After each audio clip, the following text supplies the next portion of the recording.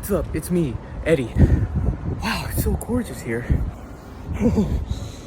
And windy too, damn. God. So, yeah.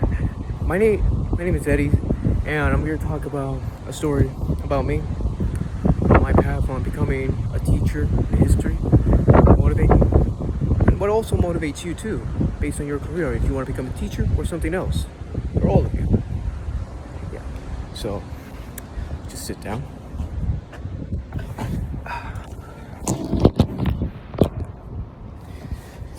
Whew, dang, it's so bad. So first off, I want to explain who am I. So, my name is Eduardo Gonzalez. I was born in November 24th, 1999 at West Chicago. I grew up with my mother. I grew up as a Hispanic, like we all are.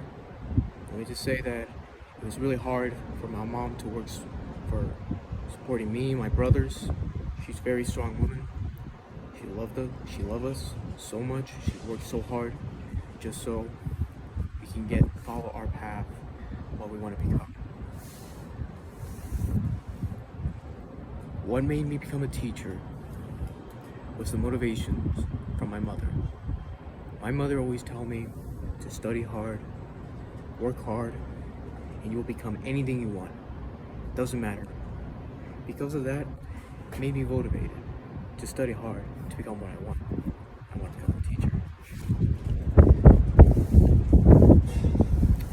It's not just my mom. She's not the only one that motivated me. What officially motivated harder was my teacher, Mr. Menares. I first met him back in high school, back in 2014, when I was a freshman. He was the only Hispanic working as a teacher in Glen Park North. All the teachers were white, blacks, other races, but there were no Hispanics working at all. And I was kind of surprised to see that he was the only one and why he was doing this, because he wanted to do this for not for himself, but to show that him as a Hispanic, as a Mexican American, he can do it. And I like that confidence that he had. And that kind of pushed me thinking about becoming a teacher too. And because of Mr. Menares, I don't think I wouldn't be here at all, at this university. This school right here. He helped me get to the school. To be honest, I view him more as a friend, a best friend, than just my teacher. Though I need to stop calling him Mr. Menares. Yeah, because of him, I'm here. He motivated me, like my mom. But what desired me to become a teacher? Well, it started back in the 6th grade, when I was in intermediate school. I wasn't doing well, I wasn't taking things very serious with my studies, I was a kid. Pretty sure everyone can relate to that. I'm pretty sure you can. Okay. Fly. So yeah, I wasn't really taking my classes seriously. I was kind of doing mediocre until I started taking tutoring lessons with tutors and stuff like that. There was this one tutor. I think he kind of changed my life forever. So he brought 2 books based on World War I and World War II. So I was so fascinated by these books. Let's be I wasn't really into reading a lot. I don't like reading. I'm pretty sure everyone didn't like to read at all. But he brought those 2 books, and I started reading them. I was so fascinated by the history behind World War I, the causes and the destruction, the violence, and the consequences, the effects, all of that. Not only just learning about the wars, but then sooner or later I got into history as a whole, not just learning about wars or anything. Because I was a big war nerd. I was learning all this stuff about war, not just World War I or II, but from the past as well. It was so amazing, all this stuff. That changed my life, because when I got into university, no, not university, high school, I was kind of like having second thoughts. Like, I was like undecided. Like, should I go to university? Like, I wanted to, but I was just having second thoughts. Like, it was making me question. I was questioning whether or not if I should go or not.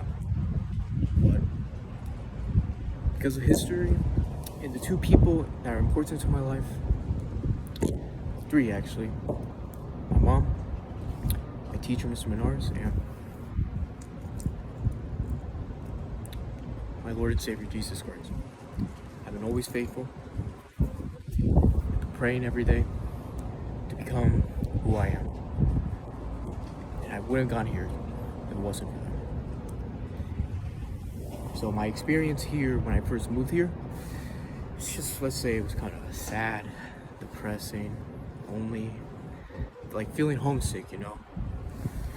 It was like, oh, how am I gonna get through this now that I'm all alone? Because I'm pretty sure we can all relate that moving out, living on your own is hard. I mean, for some it's like easy. They're like, heck this, I don't want to deal with my family, I want to be independent. But for some, there's like value families a lot. Feel so lonely here without them. Like, I can relate to that. But I started like building up sooner or later, like improving myself just so I can like fight off this depression and loneliness, sadness that I'm going through. Started meeting new people here, and I felt amazing meeting new people here, making new friends. It feels good because it's important to make friends and meet new people that you can connect with. And then building up a community, like I went to these clubs, like I was interested in these clubs so that I can meet more people and possibly learn new experience, because honestly these clubs here at the university are like kind of like classes because they give you all these programs and opportunities to do. So I'm in the club Manners, and it's a good club. They give out internships and all that they can help you with everything, build a community. Like, it's great. So overall, I want to say that because that I'm here, I'm just grateful. I'm grateful for everybody who influenced in my life, that if it wasn't for them, I wouldn't be here. But not just them, but the things I looked through from the past that inspire me to become what I want to be. I want to become a teacher. Hopefully, like, do this right, I could either become a professor, because that's my main goal, become a professor. Yeah. So, follow what you can, your path, become who you are. Support yourself, your family, and your love, and people around you. Like, those are important. Always have connections with people around the school. Roommates, friends, everything you need. Even professors too. So I hope you enjoyed this presentation about my journey and about me. Thank you.